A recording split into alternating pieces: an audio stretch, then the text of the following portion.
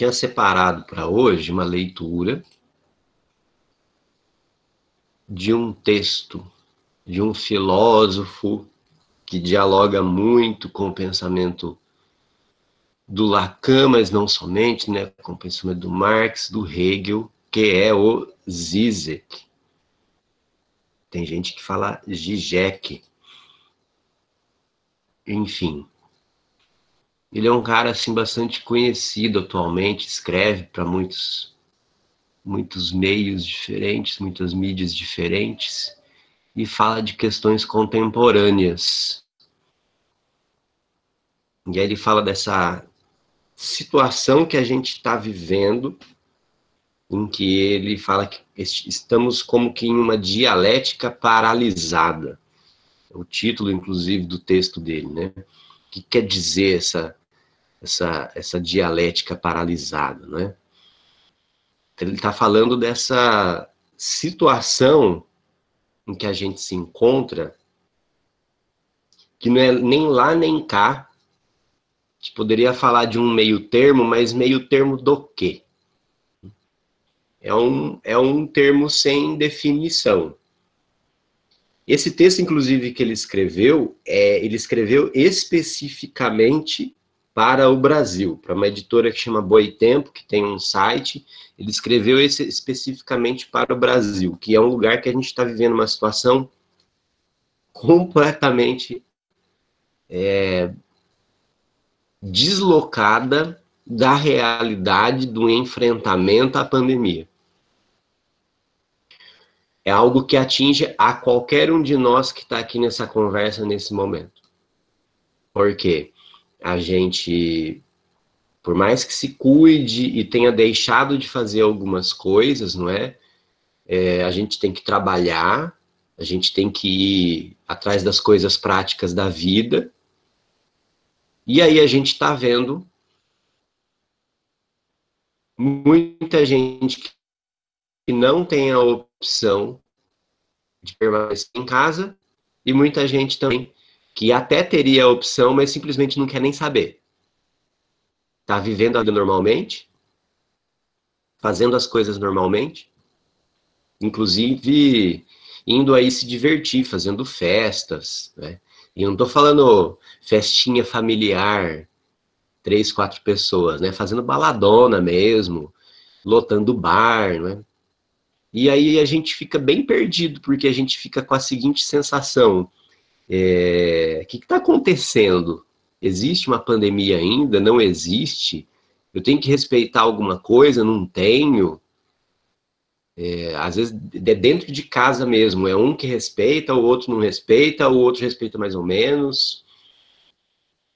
O que é que está acontecendo? É uma situação de muita indefinição, não somente pelos riscos que existem, parte já desse contexto de pandemia. A insegurança que existe parte já desse contexto de pandemia. A gente se vê numa situação em que a gente não tem clareza nenhuma das coisas que estão sendo feitas, das decisões do governo que estão sendo tomadas, e também se a atitude das pessoas está sendo correta ou não. A gente se vê, então, preocupado em agir da forma mais adequada, só que, ao mesmo tempo, agir da forma mais adequada, às vezes, dá a impressão para a gente de que a gente está fora da realidade. Quem que está realmente fora da realidade? É uma pergunta que me surge com a leitura desse texto do Zizek. Quem realmente está em um certo estado de psicose, como ele chega a falar? Ele fala, assim, da criação, então, desse estado de psicose, em que o real se fragmenta. Vamos colocar assim, em que o real não, né? Em que o imaginário se fragmenta, quer dizer, aquilo que dá sustentação para o que a gente conhece como realidade, no que diz respeito às relações sociais, a construção das representações que a gente tem sobre si mesmo, sobre as pessoas, o jeito que a gente acha que o mundo funciona, ele está fragmentário como num funcionamento psicótico.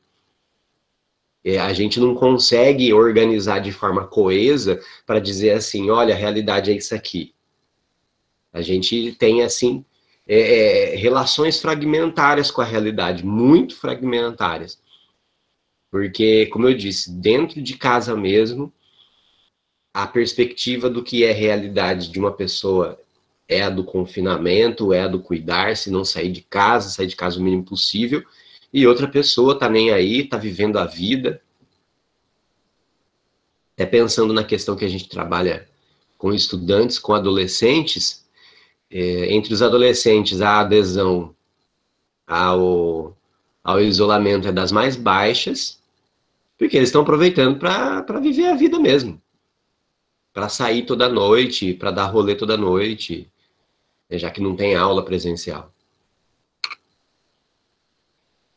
E aí, então, a preocupação com esse momento é muito diferente de pessoa para pessoa, só que a gente não está falando, apesar de ser o discurso que se vende, a gente não está falando simplesmente de decisões individuais, de escolhas individuais, porque a gente está falando da forma como a sociedade funciona, como as nossas relações funcionam, como a nossa convivência funciona. E cada um está entendendo as necessidades para essa convivência de uma forma diferente, que aproxima então do delirante, que aproxima tudo então do nível do delírio. Quando a gente fala dessa comparação com uma forma delirante de lidar com as coisas, o Zizek já está levando isso a um nível que não é mais simplesmente da metáfora, né? Ele fala que a ordem simbólica está desintegrada. Isso é muito forte. Que é justamente o quê? Aquilo que produz a coerência da nossa relação com nós mesmos e das relações entre nós. É aquilo que produz a coerência do funcionamento social, consequentemente, é aquilo que produz a coerência do nosso funcionamento psíquico também. Pessoas que eu conheço que não estão nem aí para a situação ou minimizam a situação, a gente consegue identificar elementos do discurso fragmentário, incoerente, que é característico da psicose. Como assim? Porque no discurso, ou na tentativa de articular discurso da psicose, é uma tentativa, né? Não há necessidade de coerência, é justamente isso, né? Não tem coerência, não se encontra coerência ali. Um dos pontos mais comuns que eu vejo a esse respeito existe sim uma situação de pandemia, porém, em mim ela não chega. Vocês estão entendendo? Observem como isso é comum no discurso. É só a gente pegar, assim, a gente tem que fazer o trabalho de análise, né? Tira ele do momento em que ele é utilizado e tenta pensar a esse respeito, né? Existe sim a situação, eu admito que existe, mas em mim não chega. Como que as pessoas não vão dizer com essas palavras, né? Mas vão dizer assim: ah, eu sei que tá tendo, mas fica uma coisa assim, é incoerente, porque de fato, incoerente. Por isso o Zizek fala dessa lógica próxima da psicose, ou propriamente da psicose. Porque não tem coerência nenhuma. Acontece que assim, não é uma novidade. E em parte não é uma novidade. Por exemplo, nós temos no Brasil 70 mil mortes no trânsito por ano. O coronavírus já superou esse número. E aí, assim, então você vê, principalmente o grupo mais atingido pelas mortes no trânsito, que são os homens jovens, que eles falam assim: ah, eu sei do risco, mas comigo não vai acontecer. Eu dirijo moto há 2 anos, empino, dirijo embriagado, dirijo correndo, e nunca me aconteceu nada. Logo, não acontecerá. Isso não faz sentido.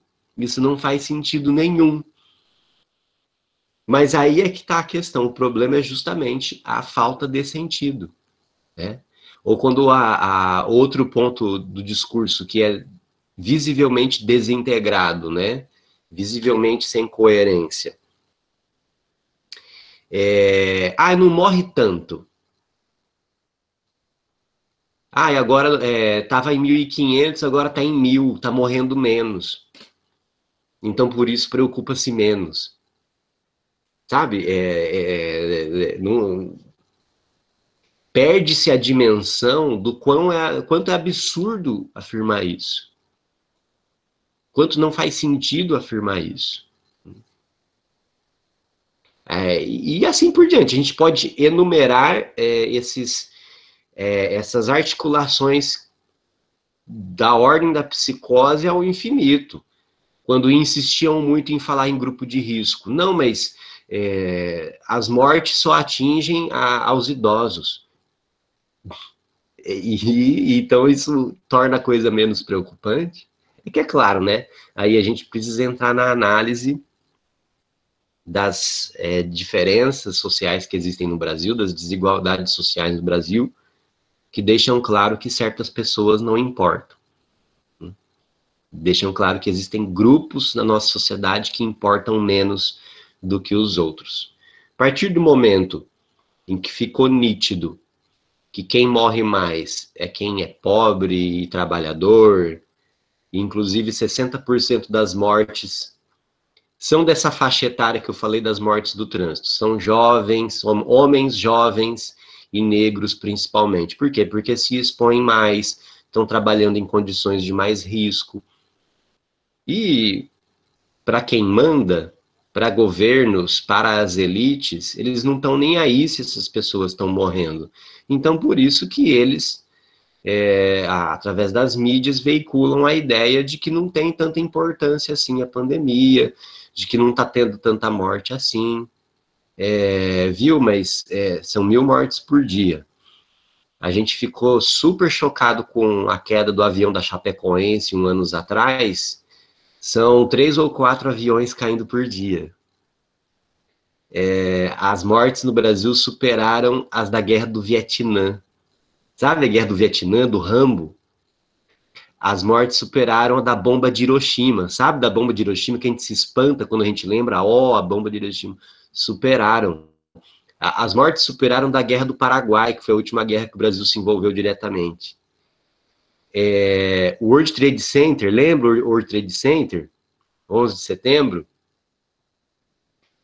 A gente já superou quantas vezes? 500 vezes, porque morreram quantas pessoas no World Trade Center? 2.500. Vocês estão entendendo a dimensão? Acontece que a gente tem um imaginário fortemente preso àquilo que a mídia veicula, televisão, internet, né? E a mídia entrou no consenso de que a coisa não é tão séria assim. E a coisa não é tão séria assim. Então a gente tem 100 vezes o número de mortos do World Trade Center, mas e daí? Não tem mais importância, porque quem que está morrendo também? Quem está morrendo é a população pobre. Quem está morrendo é a população com a qual a gente já não se importa. Quem está morrendo? Idosos. População negra. Mas o vírus não escolhe. Não é que o vírus escolhe a população pobre ou os idosos. Não escolhe mesmo. Acontece que são as pessoas mais expostas às condições em que a propagação é mais fácil, porque tem obrigado a trabalhar, e tem menos condições também de fazer um tratamento, tem menos condições de prevenção, condições financeiras mesmo, de fazer a prevenção, de fazer os cuidados. E aí, então, a gente se vê em um funcionamento que é desintegrado mesmo, mas que reflete condições sociais anteriores, desintegradas. Condições sociais de extrema desigualdade, E nisso entra, então, a nossa questão aqui pertinente, que é da volta às aulas. Existe a preocupação das empresas de ensino, das empresas de ensino privado, que perderam muitas matrículas na virada do ano, porque as famílias não quiseram fazer a rematrícula diante do fato de que não está tendo aula presencial. E isso está trazendo prejuízos, a gente sabe até de escolas falando em fechar, escolas particulares. Então, existe essa pressão para voltar às aulas. E aí a gente vê mais uma vez o lucro acima de qualquer outro valor. Não importa o risco que as crianças e os adolescentes vão correr, não importa o risco que os professores vão correr, não importa o risco que os funcionários vão correr. Importa é o quê? Manter essas escolas abertas, importa é o dinheiro que vem dessas matrículas. É isso que é o mais importante. E importa o quê? Aí no caso das escolas públicas, importa é que as famílias vão trabalhar, e aí elas precisam deixar a criança, o adolescente na escola, né, porque não tem quem cuide, e é isso que importa. Se as pessoas vão ficar doentes, se as pessoas vão morrer, não tem importância. E aí jogam um discurso assim, mas ainda há leitos nos hospitais. Não, gente, não é para nem ficar doente, não é para ficar doente, passar 15 dias na UTI e ser salvo. Não, gente, não. Não é para ser assim. É para não ficar doente em hipótese nenhuma. Mas os adolescentes são mais fortes, eles sobrevivem. A gente está jogando, então, a uma roleta russa. Eles são mais fortes, talvez sobrevivam. Que lógica que é essa? Vamos jogá-los a essa loteria para ver quem vai sobreviver mesmo? Para ver quem vai aguentar mesmo? Isso reflete o tamanho pouco caso que temos com a vida, o tamanho pouco caso que estamos tendo, então, com a vida até mesmo das pessoas próximas. Importa muito mais, então, minha preocupação com o lucro, e quem não está lucrando nada com isso? Aí vai dar assim, importa a minha preocupação com a minha diversão, eu vou mesmo fazer o churrasco, eu vou mesmo pro bar, importa a minha preocupação com o meu lazer, eu vou mesmo pra praia, eu vou mesmo pro clube, não é? E não me importo nem um pouco se eu, apesar de estar sem sintomas, eu posso estar levando para outras pessoas o vírus, estou nem aí. Nós brasileiros nunca fomos muito bons em termos de construir um senso de coletividade, nunca fomos, tá? Essa coisa do brasileiro acolhedor, do brasileiro caloroso, do brasileiro próximo às pessoas, isso é um mito. Isso é um mito que a gente construiu e a gente gosta muito. Mas, na verdade, nós somos muito individualistas mesmo. O senso de coletividade na nossa cultura é muito frágil. É muito fraco. Apelar para um senso de coletividade é que é muito difícil. Volto a dar o exemplo da questão do trânsito, que é um exemplo já de mais tempo, de décadas.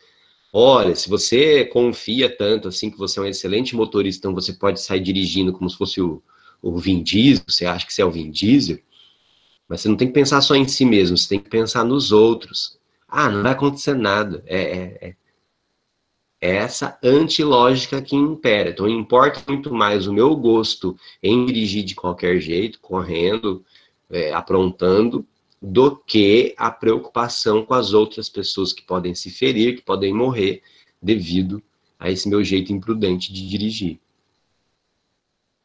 Importa muito mais, então, eu fazer as coisas, eu abandonar o sentimento de restrição que o isolamento me impõe, me importa muito mais isso do que eu representar risco para as pessoas perto de mim.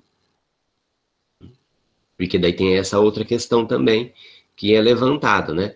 Essa reação às medidas de restrição, que tem gente até fazendo protesto, teve gente no Brasil fazendo protesto contra isso, recentemente teve na Alemanha protesto contra isso, não é? As pessoas estão aí em um mecanismo de fuga, vamos dizer assim, tentando recusar a realidade na qual a gente está vivendo.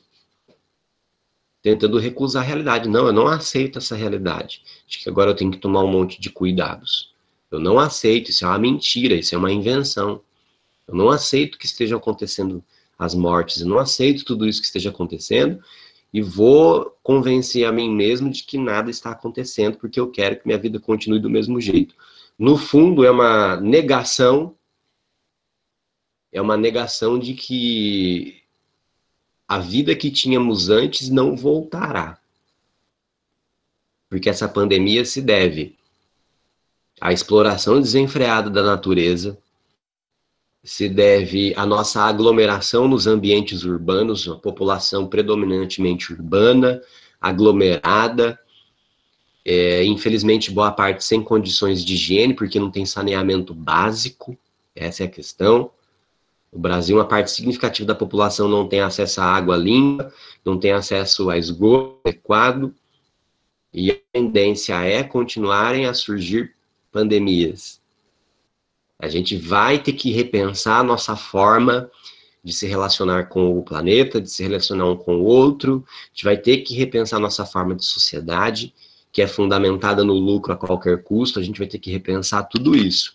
E então essa reação anti-cuidados da pandemia, essa reação de negação da existência da pandemia, é justamente, no fundo, uma negação de que a gente vai ter que mudar nosso estilo de vida profundamente.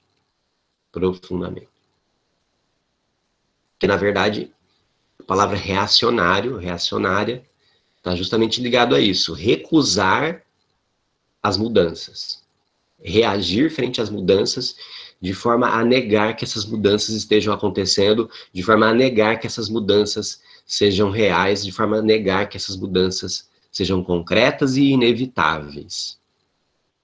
Então, todo esse reacionarismo anti-máscara, anti-isolamento, anti-vacina, agora a gente vai ver, é um reacionarismo que se trata, então, de negar que uma nova realidade está dada e que a gente vai ter que mudar a nossa forma de viver, mudar a nossa forma de se relacionar com o mundo, caso a gente queira sobreviver.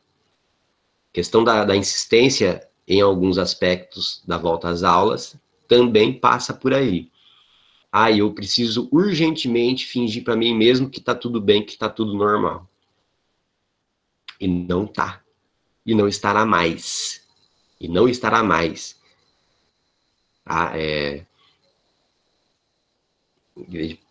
É indispensável que a gente repense muita coisa sobre a nossa vida, sobre o nosso consumismo, sobre a nossa falta de solidariedade. Tudo isso são coisas indispensáveis para se pensar. Aí tem um outro lado que o Zizek levanta, que é o lado obsessivo dessa coisa toda, como a gente faz alguns rituaizinhos, como a gente se apega a algumas técnicas, a alguns elementos, acreditando que aquilo nos proteja. E aí, assim, o álcool gel e a máscara, eles viraram objetos supersticiosos, viraram uma espécie de amuleto.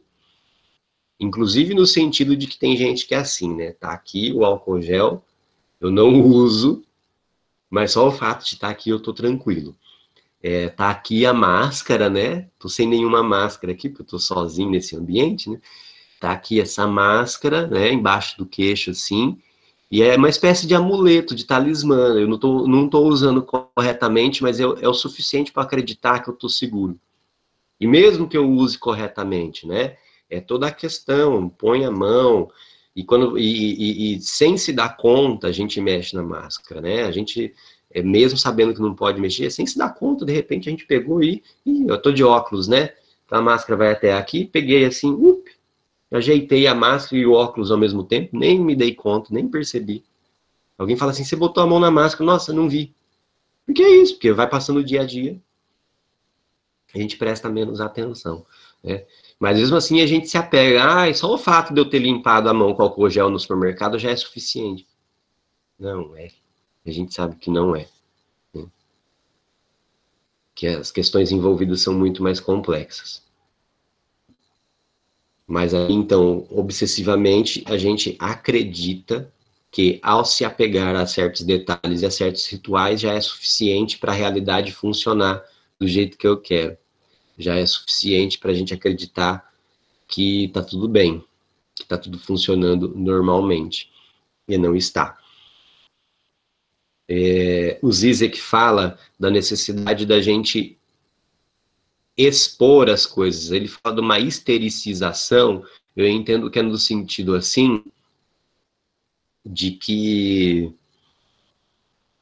a gente manifeste abertamente todo esse desconforto, que é isso que o reacionarismo está fazendo em certa medida, expondo abertamente todo esse desconforto, esperneando contra esse desconforto, né? Esperneando contra a realidade que está dada, a realidade que está posta, né? Ele fala que há algo aí positivo, há algo aí construtivo, no sentido de que a gente precisa sim, a gente não pode ficar ou insistir na lógica do delírio ou insistir numa lógica obsessiva que finge que está tudo bem graças a esses rituais, graças a esses objetos, esses talismãs, né? Que a gente proteste, que a gente fale do nosso incômodo, que a gente fale do nosso desagrado com tudo isso, mas é um trabalho, então, de elaborar tudo isso que está acontecendo. É claro que para essa elaboração chegar em algum lugar, é preciso que ela seja alimentada por elementos da realidade, inclusive elementos críticos, elementos de um pensamento crítico, como leituras a respeito, como uma alimentação cultural construtiva e interessante. A situação das escolas estão querendo forçar a barra, colocando aí documentos a serem assinados pelos pais em que eles assumem a responsabilidade caso os filhos sejam contaminados, fiquem doentes ou até mesmo aconteça o pior. Isso não existe, não tem documento nenhum que se assine e que transfira a responsabilidade da escola para as famílias. Isso não existe. Pode assinar o documento que for, as escolas continuam responsáveis por isso. O Estado continua responsável por isso, pelas possíveis mortes, pela contaminação. No caso das escolas públicas, os governos continuam responsáveis, não tem como transferir essa responsabilidade para os indivíduos. Mas o discurso predominante é esse, que pode abrir comércio, pode abrir bar, pode abrir escola, tudo só depende de nós individualmente nos cuidarmos, usando máscara e álcool em gel. Não, tá errado isso daí. Só o cuidado individual não adianta. É preciso cuidado coletivo também. É preciso que as coisas estejam fechadas para as pessoas não ficarem lá convivendo, se trombando, todo mundo botando a mão na mesma coisa. Todo mundo botando a mão na máquina de cartão. Aí você pega o cartão e bota no seu bolso, na sua carteira. Você acabou de digitar a senha na máquina de cartão que 30 pessoas já passou naquele dia botando a mão ali. Você vai digitar a senha, depois pega o cartão, pega na carteira, pega na chave, pega na porta de casa.